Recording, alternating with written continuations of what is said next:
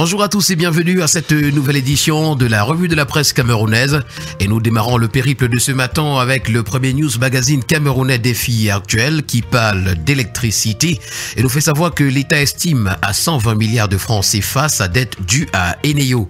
Lors de son passage devant la commission des finances de l'Assemblée nationale, Gaston Elundou Essomba, ministre de l'eau et de l'énergie, a révélé que la dette d'Eneo est estimée à 489 milliards de francs CFA, tandis que sa créance à l'égard de l'État est estimée à 120 milliards de francs CFA. Cette information ainsi que bien d'autres sont à retrouver ce matin en parcourant les colonnes du premier news magazine camerounais Défi Actuel. Avec le quotidien bleu d'Aman Mana, le jour ce matin, on s'intéresse au secteur de l'éducation, notamment des lycées et collèges. Les inscriptions s'arrêtent le 15 décembre 2024. De nombreux élèves potentiels risquent de ne pas être enrôlés pour n'avoir pas embrassé à temps l'innovation du matricule unique.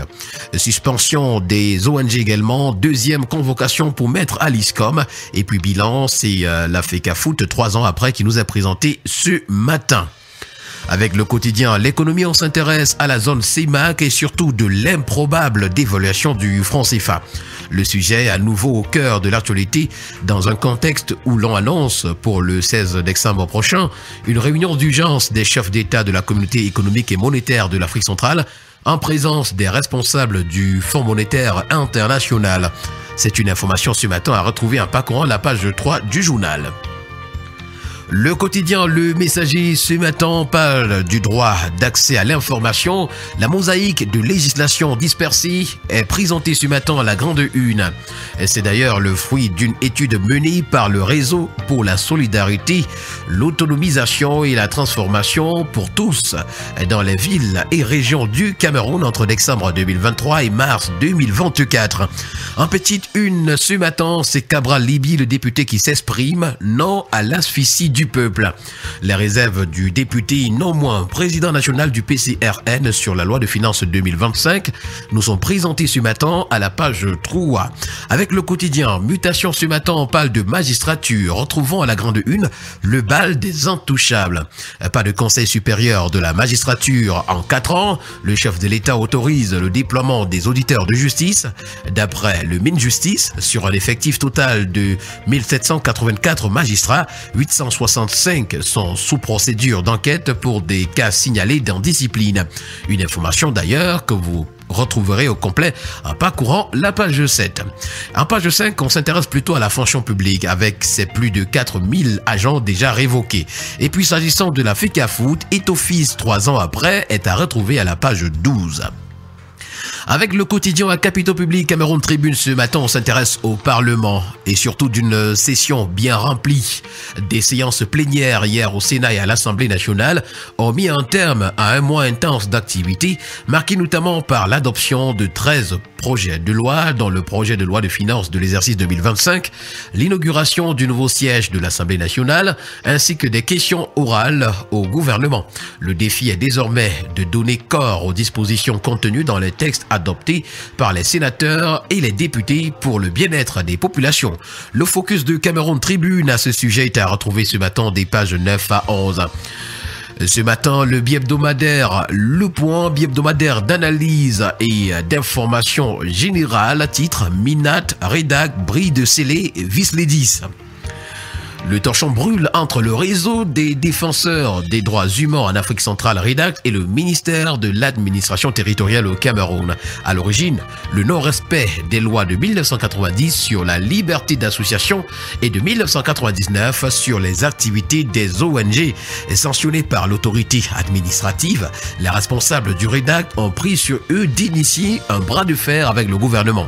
Les pouvoirs publics vont-ils admettre une défiance au moment où l'avocat Maître Aliscom multiplie des subterfuges pour ne pas répondre à la convocation du préfet Duvoury? C'est une interrogation et d'ailleurs Le Point décrypte ce matin cette information dans Le Point du jeudi. Nous continuons avec Également, la suspension des ONG brandie à la page de présentation du quotidien Vert Émergence. Retrouvons le plaidoyer de la société civile ce matin à la page 5. Et puis dette de la Sonara, 353 milliards déjà collectés. Le tri hebdomadaire Le Soir pour sa part parle de dynamisme dans la construction du campus de l'école militaire interarmée à Ekoumaban. Le génie militaire fait montre d'un rendement optimal d'après le journal. D'ailleurs, le quotidien d'information républicaine, Le Drapeau, nous amène également dans la localité d'Ekoumaban où l'EMIA se modernise à grande vitesse. Lors de sa visite le 11 décembre 2024, Joseph Betty Assomo a constaté que la première phase des travaux du futur campus de l'école militaire interarmée EMIA est achevée à 95% bien avant les délais prévus. Le projet piloté par le génie militaire vise à offrir des infrastructures ultramodernes adaptées à la formation des officiers camerounais et étrangers.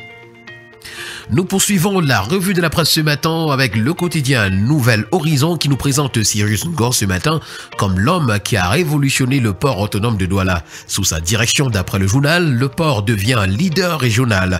Découvrez son projet futuriste Horizon 2050 et son grand projet d'extension de la Manoka et Missolélé ce matin à la page 5.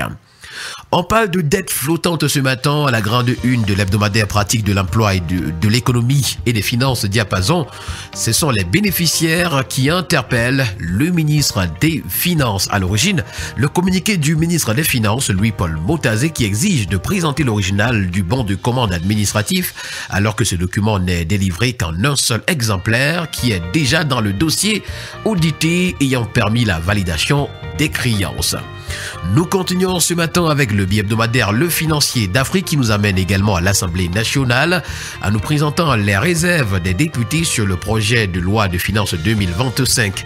Le dépôt tardif du projet, l'absence d'amendement, l'incohérence de ses dispositions par rapport aux objectifs de développement du Cameroun dans la SND 30, le flou persistant sur une éventuelle hausse du carburant à la pompe et une fiscalité asphyxiante pour les entreprises sont autant de griefs portés par la représentation nationale au projet de texte adopté le 8 décembre 2024.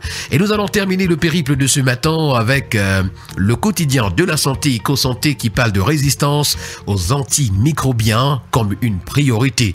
Retrouvons le bilan des deuxièmes journées internationales ce matin à la grande une du quotidien de la santé. Et voilà qui met en terme à cette sortie de la revue de la presse. Merci à vous, mesdames et messieurs, d'avoir été à l'écoute ce matin. Demain, c'est un autre jour. Nous serons encore là pour vous servir de cette manière. Le plaisir a d'ailleurs été le nôtre. Bonne journée à vous.